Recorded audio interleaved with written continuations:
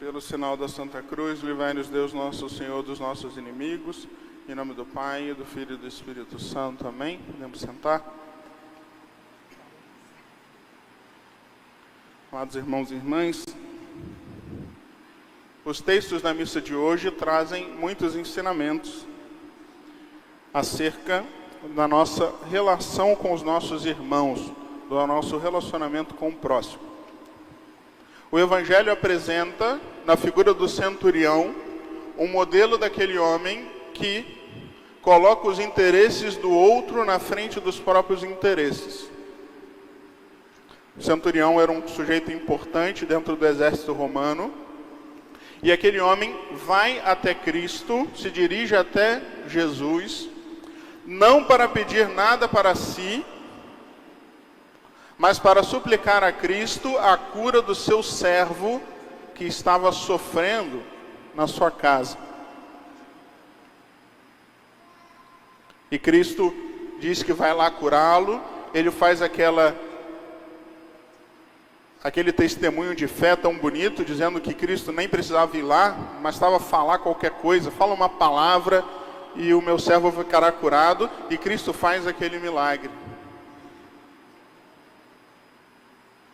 No entanto, a gente sabe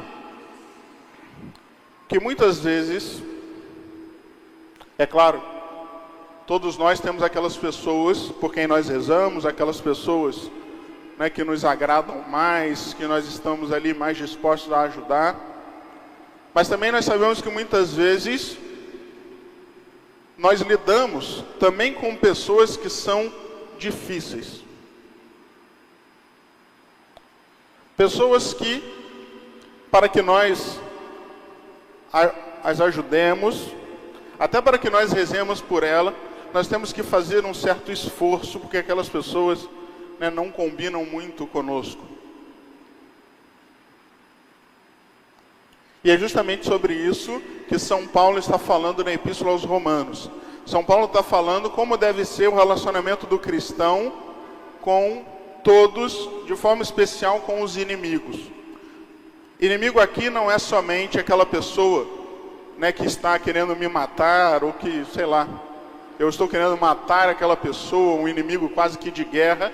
Não, inimigo é qualquer pessoa que seja para nós, né, alguém antipático, alguém difícil, aquele que não é o nosso amigo. E São Paulo apresenta, né, como sempre, num pequeno trecho, infinitos ensinamentos, mas eu gostaria que nós trouxéssemos hoje 3 coisas de modo especial para melhorar o nosso relacionamento com os nossos irmãos e de forma especial com algumas pessoas com quem nós temos mais dificuldades. Em primeiro lugar, São Paulo fala uma coisa importante, que é acerca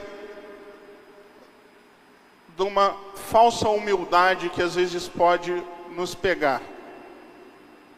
São Paulo diz que nós devemos fazer o bem diante de Deus e diante de todos os irmãos. Todos nós conhecemos bem aquela passagem em que Cristo fala que aquilo que a mão direita faz, a esquerda não deve saber. Essa passagem de Cristo está combatendo aquela tendência nossa em fazer o bem por vaidade, né? Vou fazer para aparecer, vou fazer para buscar aplausos, que é a tendência de fato mais comum entre os homens. No entanto, existe um outro perigo, um perigo que pega principalmente aquelas pessoas que já têm uma vivência maior da fé, que é de cair no extremo oposto a essa vaidade de querer mostrar-se. Que é quando nós evitamos de fazer o bem, deixamos de fazer o que devemos fazer, por uma falsa humildade, dando a desculpa que nós não queremos fazer o bem diante dos outros. Como isso não é tão comum assim, talvez seja um pouco difícil de nós entendermos, mas é basicamente a atitude daquele que deixa de fazer o bem com a desculpa de que, não, eu tenho que fazer o bem escondido, eu não quero fazer para ganhar aplausos. quando na verdade é só uma desculpa bonita para uma ação feia, que é a ação da omissão diante do bem que deve ser feito. Todos nós corremos o risco de um dia acabar caindo nessa armadilha. Nós devemos fazer sempre o bem. Não vale essa desculpa de que nós podemos deixar de fazer o bem só porque outras pessoas estão vendo.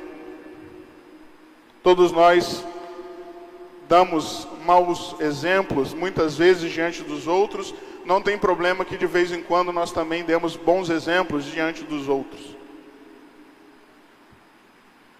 De forma especial, nós devemos fazer isso diante daquelas pessoas com quem nós temos dificuldades de lidar. Fazer o bem, sempre. Um outro ensinamento que São Paulo coloca hoje para nós é uma atenção que nós devemos ter acerca da paz com as pessoas. São Paulo diz: se possível, naquilo que depende de vós, tende paz com todos.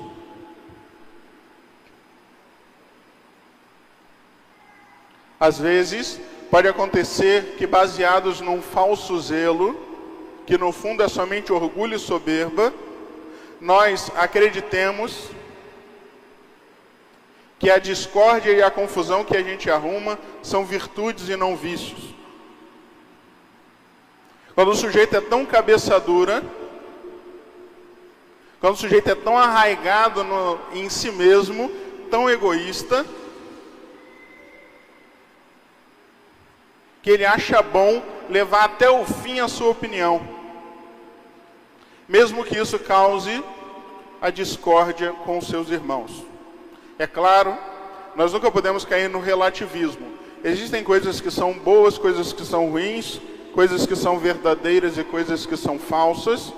Existem princípios inegociáveis, mas na grande maioria das vezes, as confusões que nós arrumamos por aí não dizem respeito a esses valores inegociáveis. A maioria das discórdias, das discussões e das brigas dizem respeito a coisas que são irrelevantes, coisas que são inúteis, coisas que são pequenas. E principalmente, nós devemos aplicar isso para a nossa vida concreta do dia a dia, para dentro da nossa casa, de forma especial, dentro da família, né? Marido e mulher.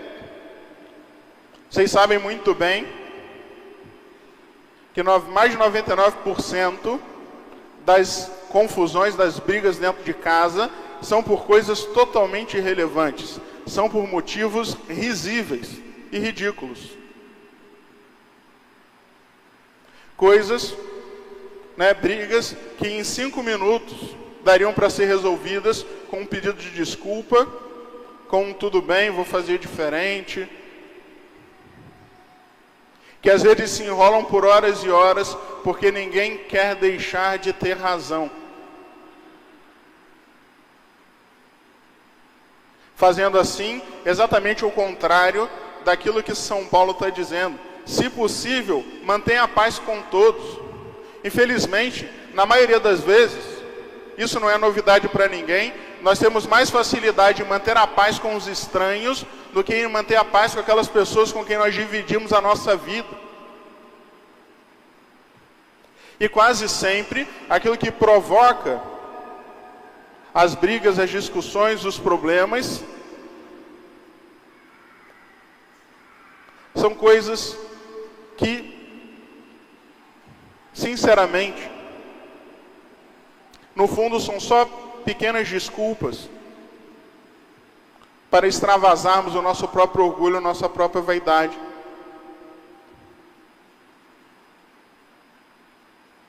E essa lição, tão simples, que parece até uma coisa de boa educação, é fundamental e é lembrada por São Paulo, justamente porque se nós somos cristãos e nós queremos viver a caridade de fato, o amor como a si mesmo, o amor como Cristo amou, e esse amor significa ser capaz de dar a vida pelo outro, como que nós vamos dar a vida pelo outro, se nós não queremos ceder nem a razão em coisas pequenas, se nós não queremos nem sequer pedir desculpas,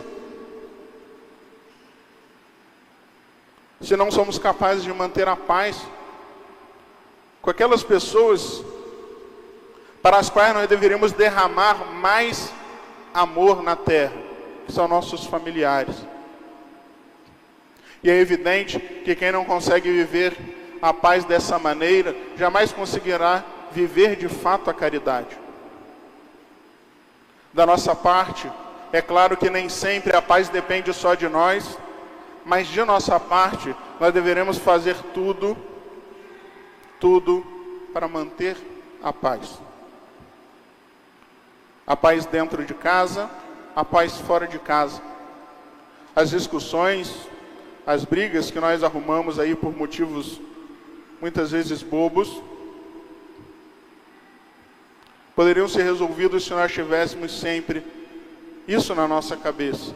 Nós devemos manter a paz, porque a paz é o pressuposto básico daquele que quer viver de fato o amor.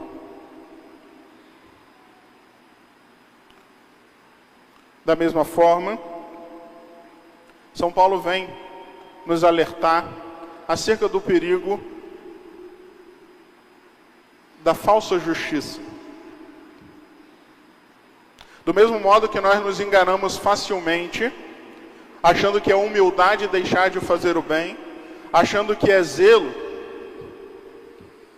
deixar de promover a paz, facilmente nós também achamos que é justiça tomar o lugar de Deus e começar a julgar as outras pessoas e começar a ser, pelo menos na nossa mente, uma espécie de justiceiro do céu diante dos nossos irmãos. A Deus somente pertence a justiça e a vingança. A justiça, amados irmãos, basicamente pode ser definida como a virtude que dá a cada um aquilo que lhe pertence. É assim que os gregos definiram. Se eu tenho 3 objetos e cada objeto tem um dono, eu dar o objeto certo para o dono certo, isso é a justiça. Se eu vou comprar uma coisa e aquilo custa X, eu dou X e recebo a coisa, isso é justo. Essa justiça, todos nós conhecemos muito bem, basicamente sustenta todo o edifício da ciência jurídica, o trabalho dos juízes, dos advogados. No entanto, a justiça que São Paulo pede para nós, cristãos, é uma justiça que supera essa justiça, porque é a justiça da Escritura. Justiça na Escritura é mais profundo do que essa justiça da filosofia. A justiça da Escritura significa santidade. E quando nós falamos de santidade, nós devemos lembrar aquilo que Cristo nos fala, que a nossa justiça deve superar a justiça dos fariseus. O fariseu é aquele cara que encaixa tudo certinho, mas é o sujeito quadrado. Ele não sabe olhar mais além, mais profundo. A nossa justiça deve ser como a justiça de Deus, que é uma justiça cheia de misericórdia. Cristo, Deus, não trata cada um de nós nessa estrita justiça humana. Se Deus nos tratasse assim, a maioria de nós já estaria no inferno há muito tempo. A economia da salvação, a forma como que Deus trata a humanidade, é baseada numa coisa que nós chamamos de graça. E a graça, por definição, é algo que nós recebemos sem merecimento. Como esse servo que foi curado. O que aquele servo fez para Cristo curá-lo? Nada. Ele merecia ser curado? Não. Cristo curou porque quis, porque é bom, foi graça. Da mesma forma, tudo que nós recebemos de Deus é graça. Não tem nada que nós possamos fazer para merecer isso. E se nós de Deus recebemos tanta graça, tanto perdão, tanta misericórdia, por que nós nos colocamos acima dos outros e queremos olhar a todos com esse senso de estrita justiça meramente humana? Por que nós não abrangemos o nosso olhar e começamos a ver cada um dos nossos irmãos com esse mesmo olhar misericordioso que o Pai olha para nós? Parar de condenar.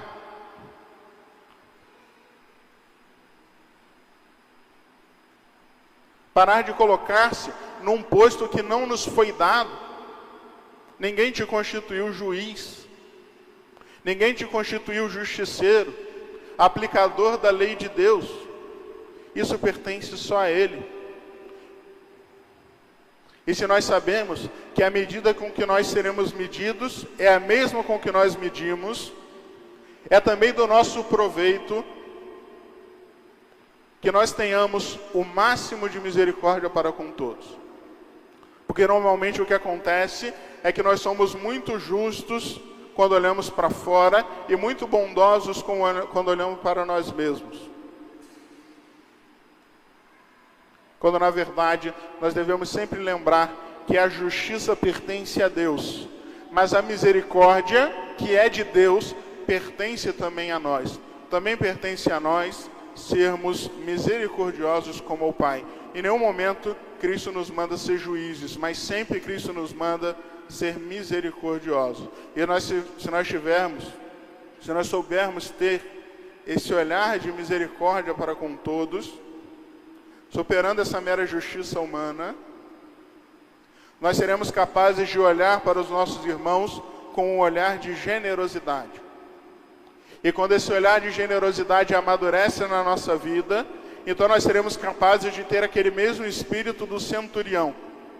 O espírito daquele que sai do próprio conforto, que vai até Cristo para buscar o bem de outra pessoa. O espírito daquele que está preocupado antes com o outro do que consigo mesmo.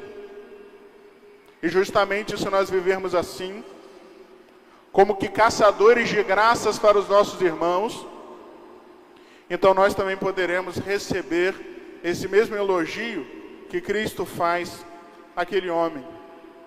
Verdadeiramente, eu não encontrei tamanha fé assim em Israel.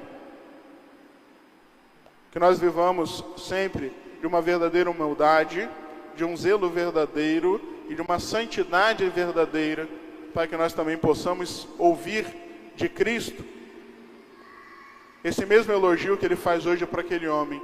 Verdadeiramente, eu não encontrei fé assim em Israel. Que Nossa Senhora nos ajude, em nome do Pai, e do Filho e do Espírito Santo. Amém.